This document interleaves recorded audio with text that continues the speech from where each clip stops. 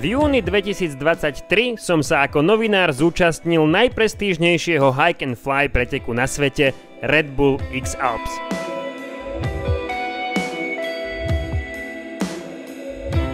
Tridsaťdva z najlepších pilotov a atlétov sveta sa každé 2 roky snaží čo najrýchlejšie prejsť 1200 km dlhú trať naprieč Alpami s použitím iba vlastných nôh a padáku. Hike and fly.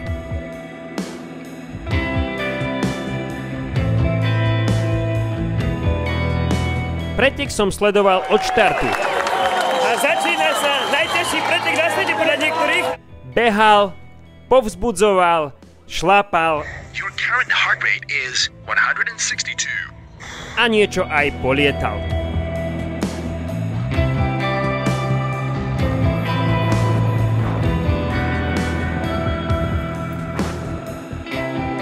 Všetko v prekrásnom prostredí rakúskych a švajčiarskych Alp.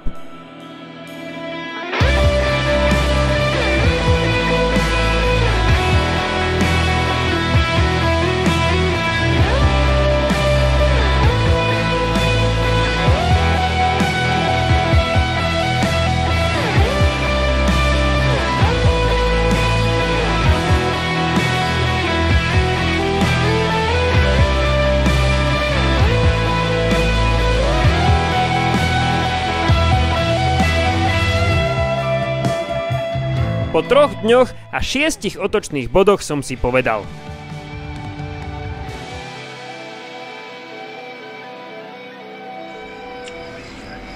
A tak rozmýšľam, že je čas zobrať túto výpravu na ďalší úroveň.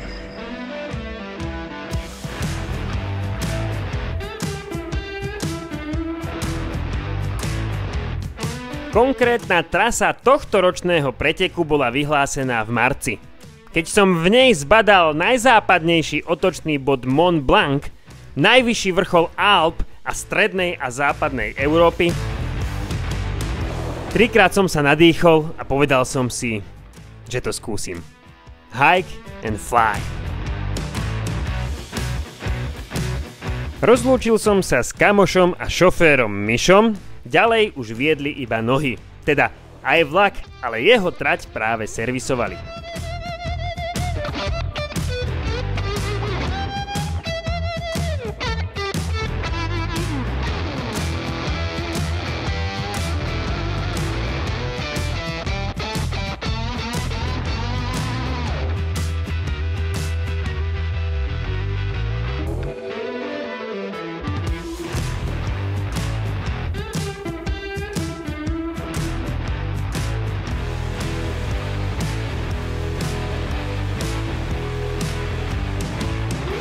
Tak som tu budem dnes večer spať, aj ma skontrolovali títo páni, že sú z bielej protilavinovej patroly a skontrolovali, či tu mám ubytko, tak našťastie mám.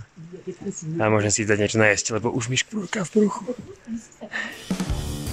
Chata je zatiaľ prázdna a drahá. Večera a raňajky 50 €, nocľah ďalších 25, fľaša vody 6 €. A to som rád, že ju mám. V marci, keď som robil booking, bol tento deň a táto chata jediná voľná široko ďaleko.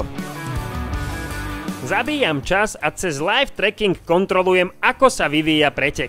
Na moje prekvapenie zistujem, že špička atlétov práve letí okolo. Naozaj teraz letia. A keď som Kriglovi hovoril v sobotu na večeri... Pre vašu informáciu, Christian Kriegel-Maurer je švajčiarsky pretekár, ktorý vyhral Red Bull X Alps 8-krát za sebou vrátane tohto ročníka. Spoiler alert. Že pôjdem na Mont Blanc, pôvodne som chcel ísť útorok šlapať, v stredu letieť, že či tam bude v stredu. On povedal, že kdeže v stredu, že tak 100 km priemerne denne, no max to pade, že v sobotu, v nedeľu. Je streda a to bude buď on alebo Maxim Pinot. Tam.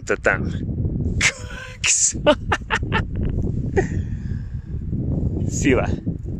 Asi to dnes obletia, no. Tak zajtra budem sám. Prichádza avízovaný dážď, tu hore už pevnejší, a po ňom sa ukazuje aj pál takáč, ktorý po obede pristal v Chamonix a šlapal tou istou trasou ako ja. Ale niekde nižšie to odpaľuje a ešte aj on oblieta Mont Blanc v stredu.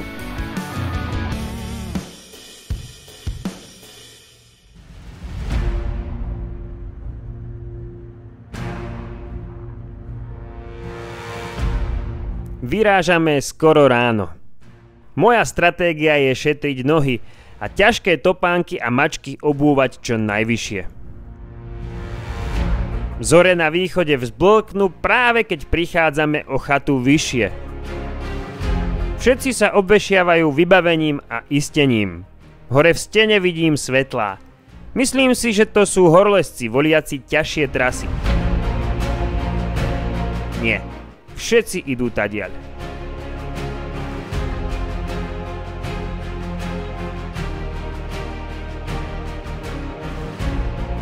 Ani neviem, kedy prechádzame veľký kuloár. Cez deň tam padajú kamene a je to naozaj nebezpečné.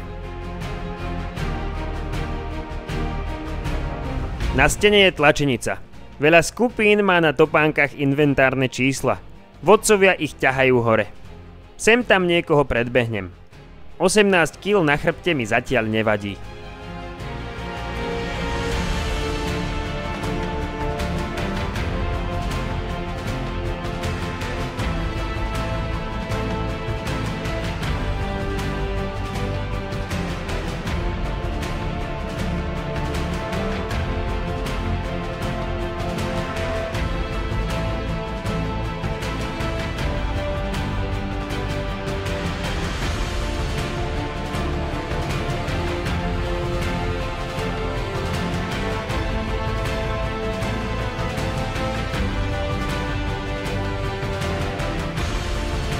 Po najtechnickejšej pasáži vychádzame pri najvyššie položenej stráženej chate vo Francúzsku.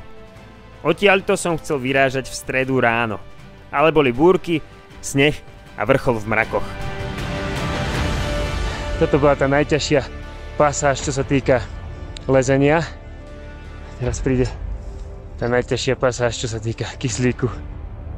Objednám si koláč a fľašu vody. Tá tu stojí 11 €. Musím veľa piť. Nie som aklimatizovaný a voda vraj pomáha.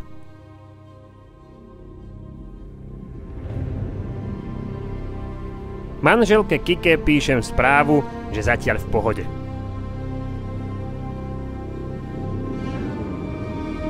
Pohoda končí nad 4000 metrami. Aj relatívne malé stúpanie na dom dáva extrémne zabrať. Za každým traverzom oddychujem a močím. Tej vody bolo dosť.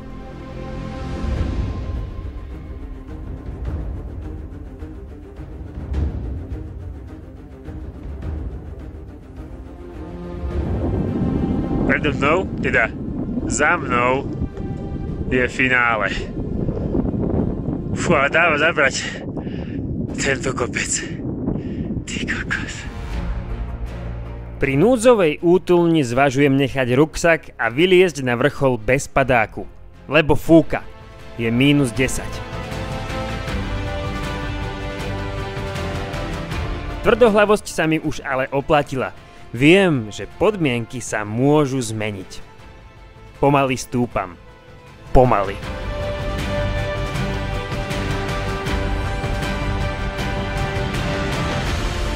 Pred vrcholom meliem z posledného ako Eniak hore do Novalmy. V najstrmších pasážach nasledujem vzorec. 10 krokov a oddych. Kamera skresľuje, ale áno, krok vedľa a amen. Štatistika je neúprostná. 100 smrtí ročne. V závere sa ale podmienky vylepšujú. Fúka menej a je teplejšie. Jedine oblačnosť rastie prirýchlo.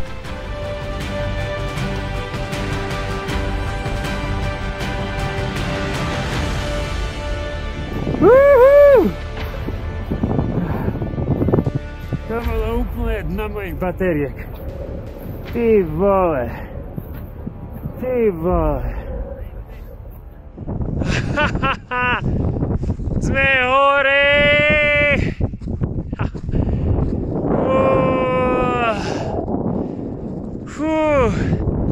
Tak Štefánik drží rekord za najdlhší popyt na Mont Blancu. Ja to nebudem preháňať, práve naopak budem tu čo najkratšie, aby sa mi to nezatiahlo oblakmi a nerozfúkalo. Takže rýchlo dole.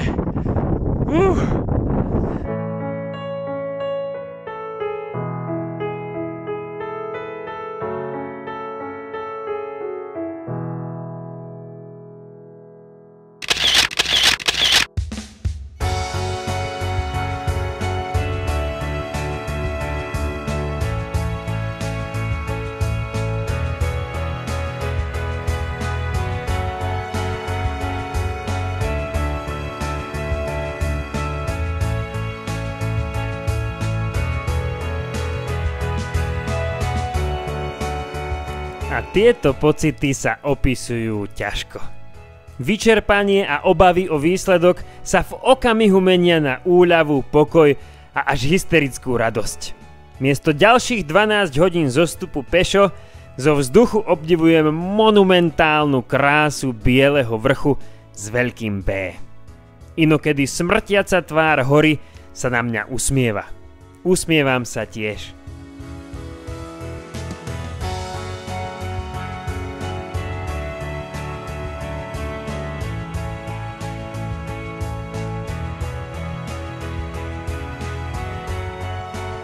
Bol to záhul, ale neviem, či si ho ešte niekedy zopakujem. Všetko mi totiž vyšlo zázračne a to sa dvakrát nestáva.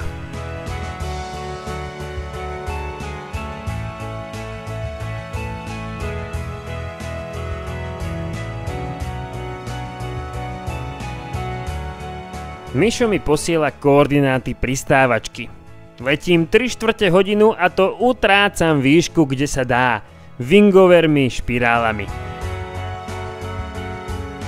Takmer 4 km výšky. To by vydalo aj na 40 km rovného letu.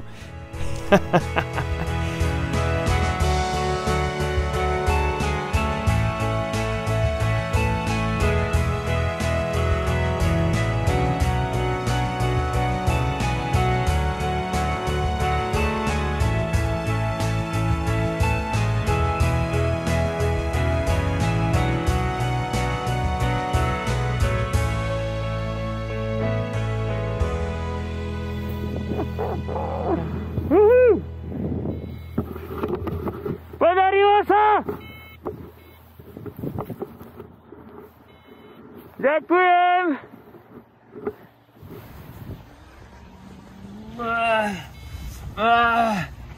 Ľudia! Fú, ale toľko výšky som ešte nikdy nepálil v živote. Som mal 4 km. Told you I'll see you on Thursday on Mont Blanc. Mont Blanc? Yes. Thursday. Vous parlez français? Non, malheureusement, je ne parle pas français. No. Que Slovakia. Slovakia, so English. English, Go. yeah.